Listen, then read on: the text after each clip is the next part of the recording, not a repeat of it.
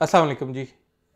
इस वीडियो में हम बात करेंगे कि रीट्स क्या होती हैं और उससे आप कैसे पैसे कमा सकते हैं, और तीसरा पाकिस्तान में कौन सी रीट्स अवेलेबल हैं और उनमें आप कैसे इन्वेस्ट कर सकते हैं। तो सबसे पहले रीट शॉर्ट फॉर्म है रियल स्टेट इन्वेस्टमेंट ट्रस्ट की। तो ये एक किस्म का एक ट्रस्ट होता है जिसमें एक ग्रुप ऑफ पीपल मिल जाते हैं और वो मिल के किसी रियल स्टेट में, किसी प्रॉपर्टी में इन्वेस्ट करते हैं। अब ये ग्रुप या तो वैसे तो अगर कोई ग्रुप बनेगा तो खुद लोग कुछ मिल के करेंगे ना। ये एक मसलन अगर नेशनल लेवल पे इसको देखें तो एक इस तरह के प्लेटफॉर्म्स अवेलेबल होते हैं जहाँ पे वो उन्होंने प्रॉपर्टी में ऑलरेडी इन्वेस्ट किया हुआ होता है और उसको और फिर और लोगों को ऑन बोर्ड ले रहे होते हैं ताकि वो उसमें इन्वेस्ट करें। तो ये तो हो गया रीट क्या चीज़ होती है। अब इसमें जो इन्वेस्टर्स हैं उनको क्या फ़ायदा होगा? उनको ये फ़ायदा होगा कि कोई अगर इन्वेस्ट कर देता है तो फिर उस प्रॉपर्टी की जो ग्रोथ है उसमें भी उनका ऐसा होगा, और दूसरा उससे जो डिविडेंड आता है या प्रॉफिट आता है उसमें भी उसका ऐसा होगा। अब पाकिस्तान में रीट्स अवेलेबल कौन सी हैं? पाकिस्तान में डोलमेन सिटी रीट के नाम से एक ही रीट अवेलेबल है फ़िलहाल, जो कि स्टॉक एक्सचेंज पे लिस्टेड है। प्राइवेट ग्रुप्स डिफरेंट किस्म के ऑप्शंस आपको देते रहते हैं इस तरह के, लेकिन जो स्टॉक एक्सचेंज पे लिस्टेड एक प्रॉपर वो है ना ऑप्शन, वो डोलमेन सिटी रीट का ही है इस वक्त। तो उसमें इन्वेस्ट करने के लिए आपको जस्ट एक स्टॉक एक्सचेंज का अकाउंट चाहिए। जिस तरह आप नॉर्मल किसी भी स्टॉक में इन्वेस्ट करते हैं इसी तरह आप स्टॉक एक्सचेंज का एक अकाउंट बनाएंगे और उसके थ्रू जो सिंबल है उसका DCR नाम है इसके सिंबल का, इसमें इन्वेस्ट कर देंगे। अब इस स्पेसिफिक शेयर की ख़ास क्या बात क्या है, ये 5 साल से ज़्यादा हो गए इस शेयर को।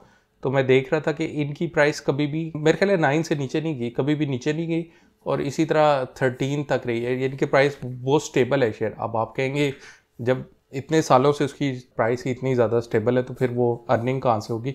तो वो हर 3 मंथ्स के बाद वो अपने शेयर होल्डर्स को जो है वो देते हैं प्रॉफिट में, जो है ना वो डिविडेंड जिसको कहा जाता है वो देते हैं। प्रॉफिट में शेयर देते हैं, या जैसे कह लें कि वो उनके पास जो रेंट आता है उसमें हिस्सा देते हैं, वो उसको जो भी कह लें आप।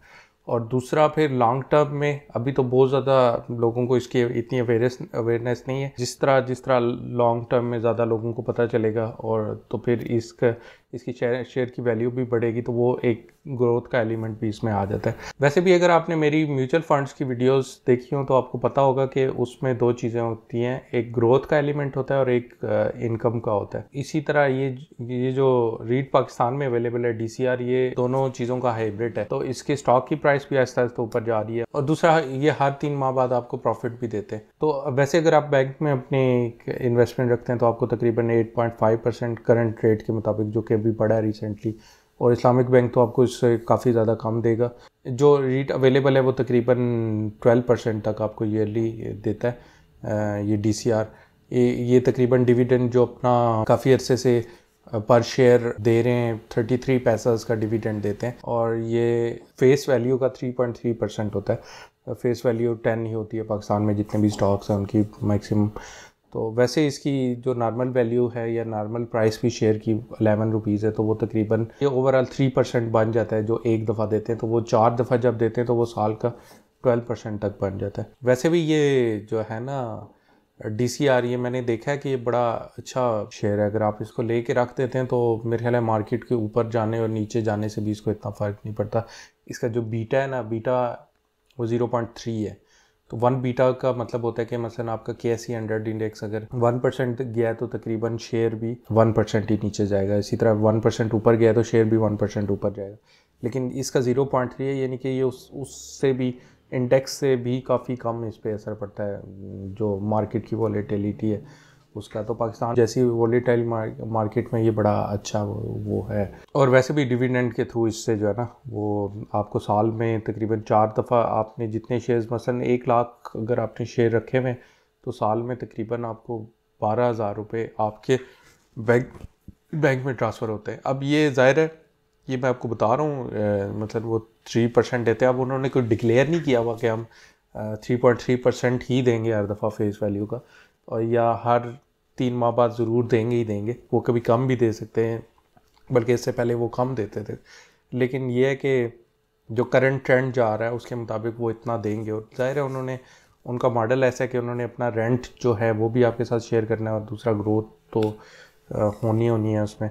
डॉल्फिन सिटी असल में कराची में एक प्रोजेक्ट है जिसमें कमर्शियल टावर्स भी हैं और मेरे ख्याल है हाउसिंग बिल्डिंग्स भी हैं, इस तरह कुछ है, तो उन सब से मिलके बना हुआ है। अच्छा, ये सिर्फ मैं आपको वैसे नहीं बता रहा, मैं खुद इसमें इन्वेस्टेड था, तो था इसलिए कह रहा हूँ कि वो रिसेंटली मैंने थोड़ी सी एक प्राइस फ्लक्चुएशन की वजह से कुछ शेयर्स बेचे थे कि मैं दोबारा इसको नीचे ख़रीद लूँगा, तो अब मुझे मौका नहीं मिला दोबारा उसको परचेज़ करने का। लेकिन कुछ दिन में दोबारा मैं देख रहा हूँ कि वो प्राइस थोड़ी सी बेहतर होती है, नीचे आती है तो ख़रीद लेता हूँ।